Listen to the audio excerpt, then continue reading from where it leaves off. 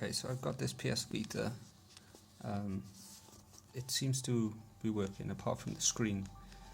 You can hear the sound and registering clicks. However, in certain light you can see that there's a hairline crack going along here on the LCD. The digitizer works fine, so everything else is working okay.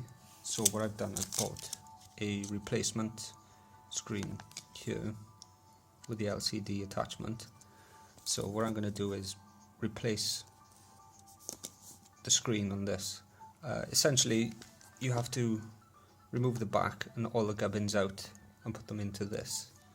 So I'm going to proceed with that and I will catch you soon. So this is inside the PsVita. As you can see, a lot of it is removable very quickly.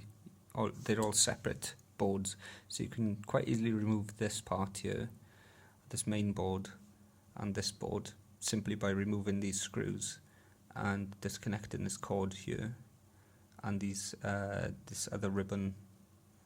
Well, there's a few of these little ribbons, if you can see. There's one there. It's quite straightforward. It shouldn't be too much of a task. I mean, that's all it is just undoing the screws and popping them out. So what I'll do now, I will proceed with taking this board out and these, and also the buttons, and see how that goes. So I will film the next part of putting this onto there. This is quite interesting actually. These screens are made by Samsung. Try and zoom in on that. You can see there is a Samsung screen, so Sony did spare no expense when it came to making these screens. And I would suggest from previous fixes that if you were going to get a replacement, get an original PsVita, not a Chinese copy, because original ones, they tend to have a better colour, whereas the cheaper Chinese versions, they seem washed out and a lot brighter. So I would suggest trying to find a source replacement which is original. Always stick with the original. So I will proceed now with this and I'll be back shortly. So far I put that back in and you can see that most of these are covered in crap, so what you need to do is get something wet to wipe it with. Okay, so we're almost there now. All I need to do is connect these ribbons up. This is the old screen. Let's see if it's made by Samsung. Yep, that's made by Samsung as well. So far this has gone relatively quite straightforward. I mean, the only thing that's really difficult is these sticky buttons. I mean, if I focus in on that a bit better,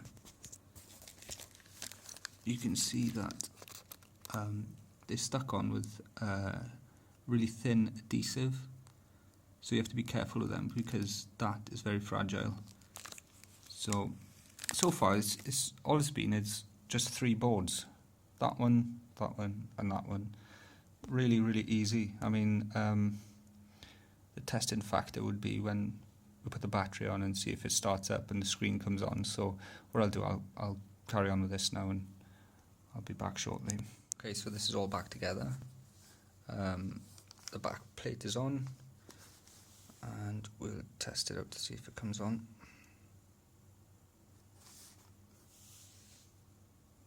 Yep, we have life. So these are relatively easy to change out. I mean,